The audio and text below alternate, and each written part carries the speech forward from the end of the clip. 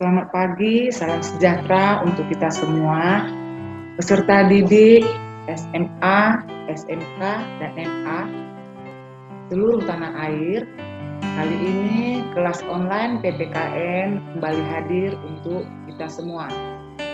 Kali ini saya akan membawakan materi pada bab 3 mengenai kewenangan lembaga-lembaga negara menurut Undang-Undang Negara Republik Indonesia tahun 1945.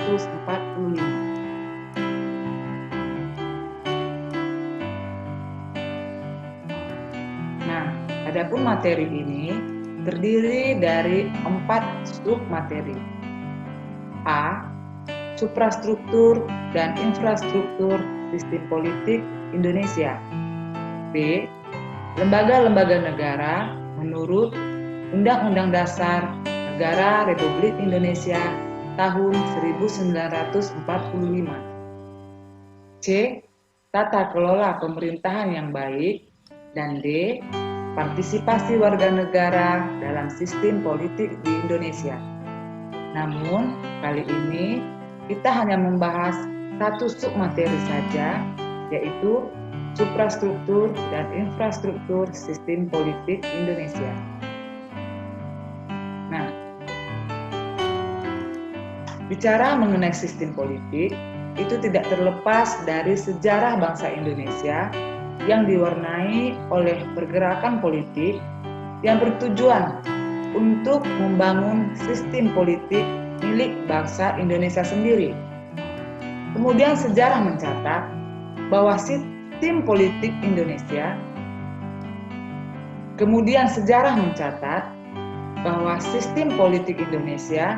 sejak tahun 1945 sampai dengan tahun 1998 belum menunjukkan sistem politik yang mapan.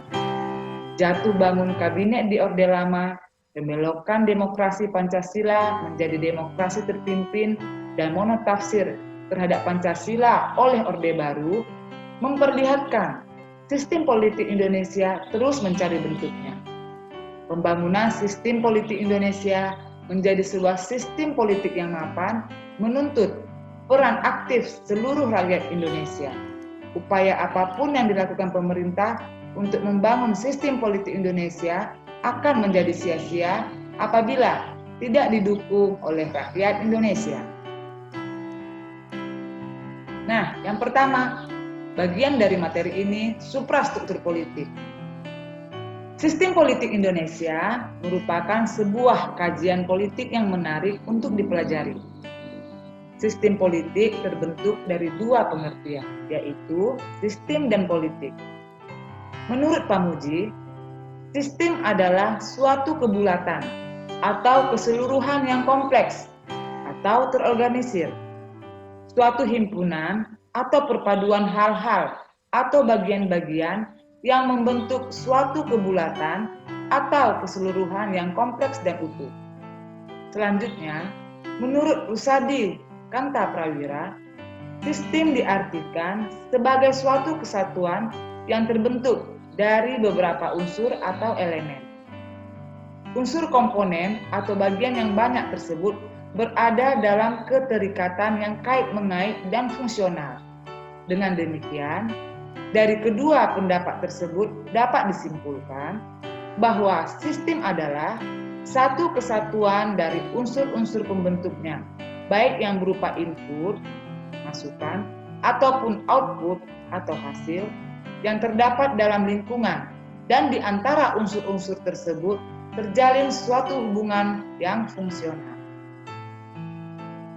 Nah, secara etimologi, kata politik berasal dari bahasa Yunani, yaitu polis, yang berarti kota yang berstatus negara kota. Dalam bahasa Arab, istilah politik diartikan sebagai siasah, yang berarti strategi. Dari pengertian sistem dan politik, beberapa ahli mendefinisikan tentang sistem politik.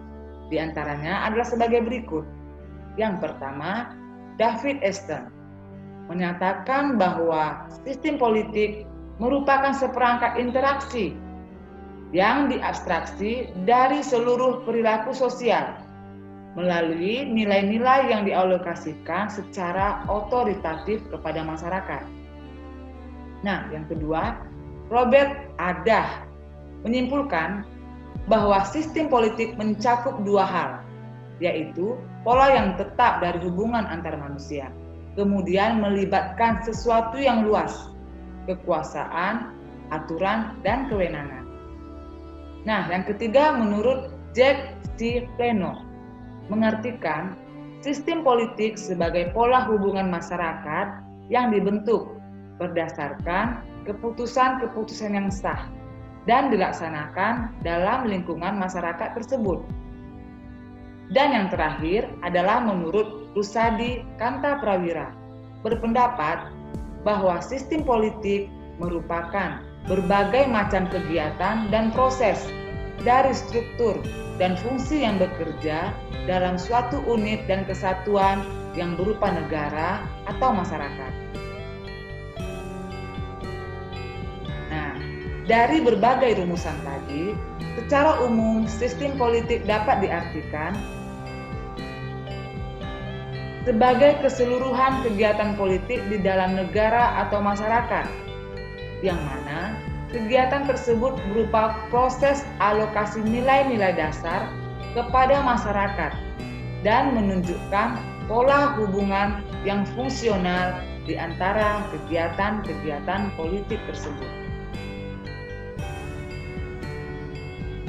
Nah, sistem politik menyelenggarakan fungsi-fungsi tertentu untuk masyarakat. Fungsi-fungsi itu adalah membuat keputusan-keputusan kebijakan yang mengikat alokasi dari nilai-nilai baik yang bersifat materi maupun non-materi. Keputusan-keputusan kebijakan ini diarahkan untuk tercapainya tujuan-tujuan masyarakat.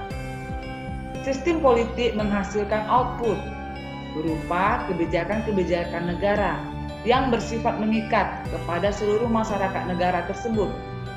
Dengan kata lain, melalui sistem politik, aspirasi masyarakat seperti berupa tuntutan dan dukungan yang merupakan cerminan dari tujuan masyarakat dirumuskan dan selanjutnya dilaksanakan oleh kebijakan-kebijakan negara tersebut.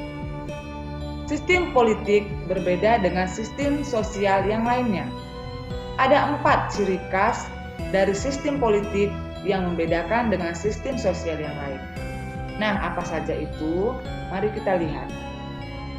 Nah, 4 ciri khas dari sistem politik yang membedakan dengan sistem sosial yang lain yaitu: yang pertama, daya jangkaunya universal, meliputi semua anggota masyarakat. Yang kedua, adanya kontrol yang bersifat mutlak terhadap pemakaian kekerasan fisik. Yang ketiga, hak membuat keputusan-keputusan yang mengikat dan diterima secara sah. Yang keempat, keputusannya bersifat otoritatif, artinya mempunyai kekuatan legalitas dan kerelaan yang besar. Dengan demikian, sistem politik yang berjalan tidak akan terlepas dari keseluruhan unsur-unsur suprastruktur dari suatu negara. Di Indonesia, dalam menjalankan sistem politik dalam suatu negara, diperlukan struktur lembaga negara yang dapat menunjang jalannya pemerintahan. Struktur politik merupakan cara untuk melembagakan hubungan antara komponen-komponen yang membentuk bangunan politik suatu negara supaya terjadi hubungan yang fungsional. Nah, suprastruktur. Nah, struktur politik suatu negara terdiri atas kekuatan suprastruktur dan infrastruktur. Struktur politik negara Indonesia pun terdiri dari 2 kekuatan tersebut. Suprastruktur politik diartikan sebagai mesin politik resmi di suatu negara dan merupakan penggerak politik yang bersifat formal. Dengan kata lain, suprastruktur politik merupakan gambaran pemerintah dalam arti luas yang terdiri atas lembaga-lembaga negara yang tugas dan peranannya diatur dalam konstitusi negara atau peraturan perundang-undangan lainnya. Nah, yang kedua, infrastruktur politik.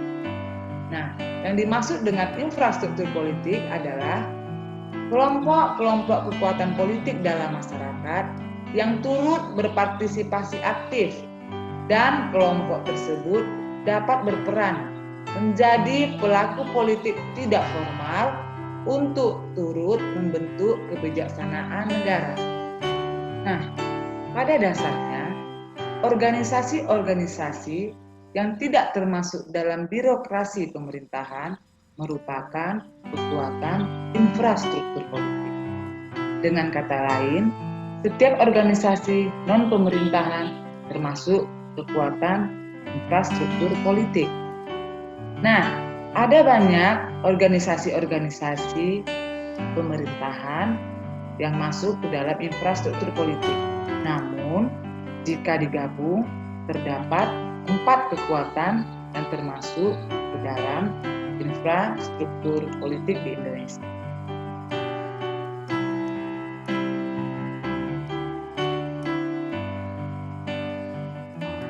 Kekuatan atau komponen infrastruktur politik terbagi 4. Ya, yang pertama adalah partai politik.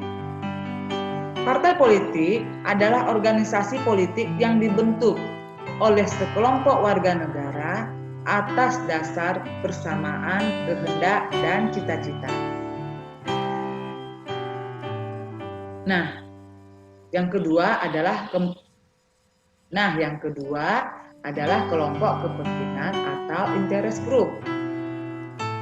Nah, yang dimaksud dengan kelompok kepentingan adalah kelompok yang punya kepentingan terhadap kebijakan politik negara. Contohnya LSM, Serikat Buruh, dan juga Serikat Dagang. Nah, yang ketiga adalah kelompok penekan atau pressure group. Nah, kelompok ini biasanya tampil ke depan untuk menciptakan pendapat umum yang mendukung keinginan kelompok mereka. Contohnya adalah demonstrasi. Nah, sedangkan bagian dari infrastruktur politik yang keempat adalah media komunikasi politik. Nah, yang dimaksud dengan media komunikasi politik adalah sarana atau alat komunikasi politik dalam proses penyampaian informasi dan pendapat politik. Baik, sekian dan terima kasih untuk hari ini. Sampai jumpa.